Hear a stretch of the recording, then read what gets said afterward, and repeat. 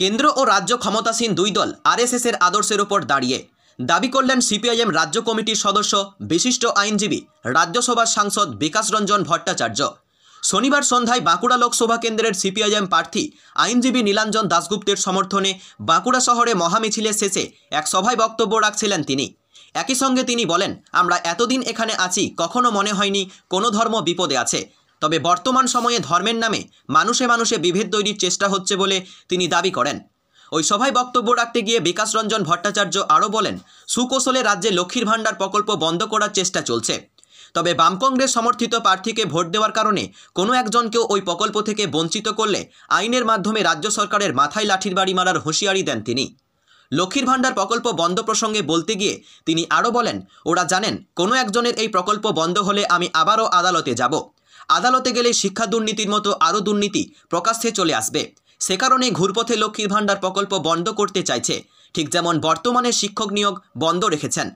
বিকাশ রঞ্জন ভট্টাচার্য এদিন উপস্থিত আমজনতার উদ্দেশ্যে বলেন, সকলের নির্ভয়ে ভোট দিন।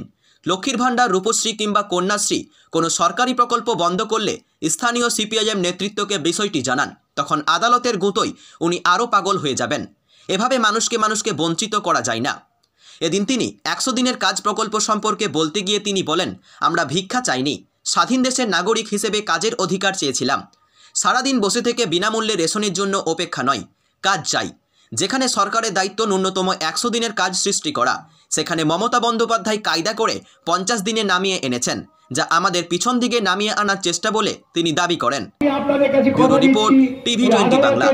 তিনি আরো পাগল হয়ে যাবেন এইভাবে মানুষকে বঞ্চিত করার চেষ্টা করলে। আর আমাদের কি বলা হচ্ছে, কত বড় অপমান বলুন তো। দেশের প্রধানমন্ত্রী বলছেন 80 কোটি লোককে আমি বিনা পয়সায় রেশন দেবো, মমতা বলছেন আমি বিনা পয়সায় রেশন দিই। এটা অপমান করা আমাদের। আমরা তো কেউ ভিক্ষা চাইনি ওদের কাছে। আমরা তো স্বাধীন দেশের নাগরিক হিসেবে প্রজাতন্ত্রে আমরা চেয়েছিলাম আমাদের কাজের অধিকার দাও। তোমার তো প্রাথমিক কাজ দেওয়ার। আমার ঘরের যুবক কি সারাদিন বসে থেকে বলবে কখন রেশন আসবে বিনামূল্যে? এটা আমরা ভাবিনি। তাই তো বাংলা যখন ক্ষমতায় ছিল 100 দিনের কাজ আমরা নিশ্চিত করেছিলাম। আমরা চাইছি 100 দিনের কাজটা 200 দিন হোক। এবং কায়দা করে মমতা কি করেছে জানেন? 100 দিনের কাজটাকে 50 দিনে নামিয়ে নিয়ে এসেছে। তারা একটা নতুন প্রকল্প চালু করেছে, বলছে 50 দিনের কাজ, যেখানে সরকারের দায়িত্ব হচ্ছে ন্যূনতম 100 দিনের কাজ সৃষ্টি করা, তারা এখন 50-এ নামিয়ে আনার চেষ্টা করছেন। প্রকৃতপক্ষে আমাদের পেছন দিকে নিয়ে যাচ্ছেন। এর বিরুদ্ধে আপনাদের সকলকে সুচিন্তিত রায় দিতে হবে। মনে রাখবেন, কারো ধর্ম সংকটে নেই। সব ধর্ম ভারতবর্ষে সুস্থিরভাবে পালন করা হয়।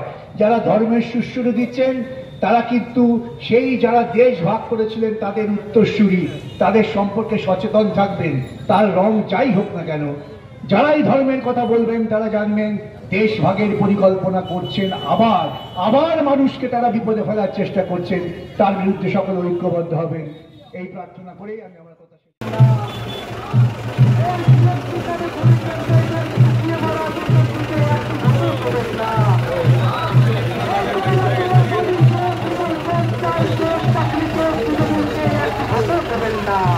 তখন গরিবের স্বার্থে গত 5 বছরে আমাদের এমপি সুভাষ সরকার একটি কাজও করেননি, তাই বিজেপিকে একটি ভোটও দেবেন না। তার আগে চিত্তবিনীত মুরমুন সেন একটি কাজও করেননি, তাই তৃণমূলকে একটি ভোটও দেবেন না।